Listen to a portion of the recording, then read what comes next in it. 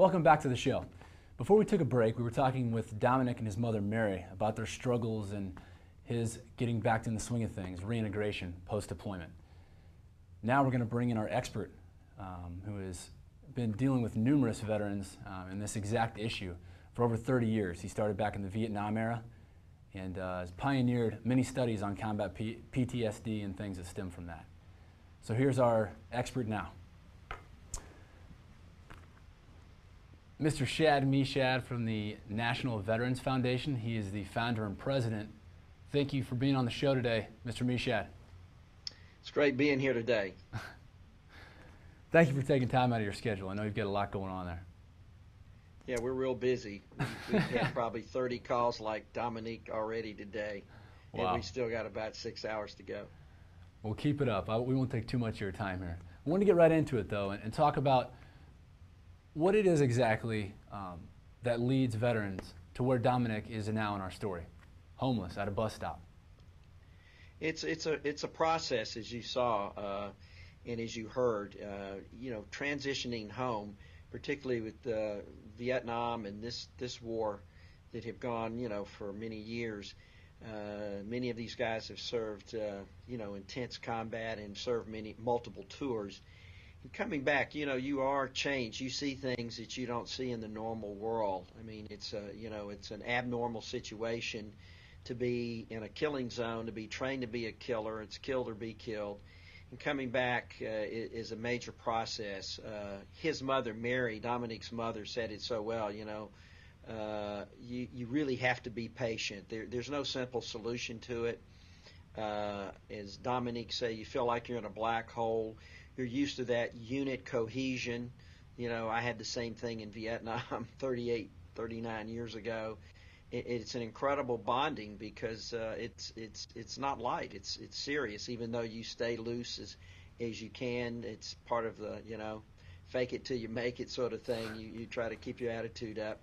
But then we see a lot of horror, and we're involved in horror, and particularly for the combatants like Dominique, and when you lose someone that's there for you or whatever, it's a very traumatic event, and just being in combat's a traumatic event. My work with many other leaders in the early 70s after our war in Vietnam, it's where the definition of post-traumatic stress disorder came from.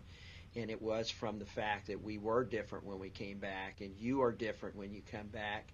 It's not necessarily bad. It just is different.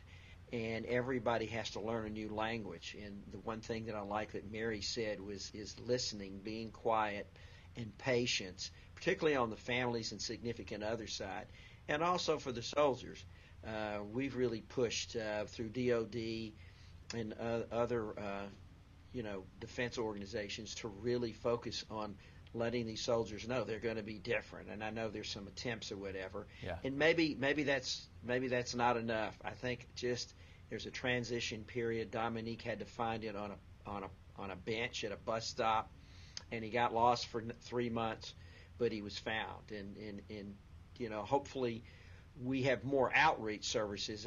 That's how my career started on the streets of L.A. in 71, 72, even as the war was going on in Vietnam. And it was just tremendous that I knew instinctively that we have to be there when they're ready to get off that bench or when they're ready to step out. You've done extensive research on PTSD, and you are one of the pioneers in that field. Can you talk about, kind of in layman's terms, what is it that causes PTSD, and kind of, I know that there's, sometimes it's used as a stamp, I guess, or a lot of times it's kind of a blanket term. But what are some things that can increase the levels of PTSD specifically? First of all, it all starts with a traumatic incident. I mean, you got to break this down. It's a catastrophic event that you experience as a human being. And the symptoms of that traumatic experience is what exhibits PTSD symptoms. It doesn't necessarily mean that you have PTSD. I think everybody has it that's in a traumatic situation for a short period of time at least, but many go through years and years. It depends on the in-depth. It depends on the individual's brain.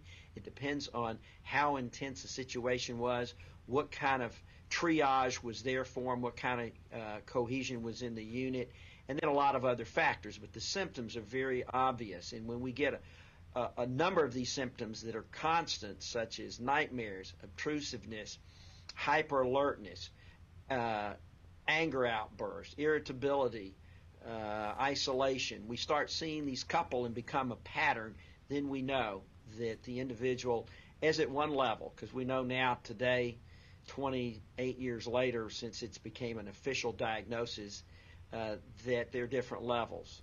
Well, and, Shad, you know, what about what is it that makes veterans strike out on their own, like Dominic did, and kind of isolate himself? Well, you strike out on your own because you feel more comfortable. After a while, you can't relate to anybody. It's not your family is not your unit. Your family's not in harm's way. It's hard to go from what we call foxhole to front porch in a few hours.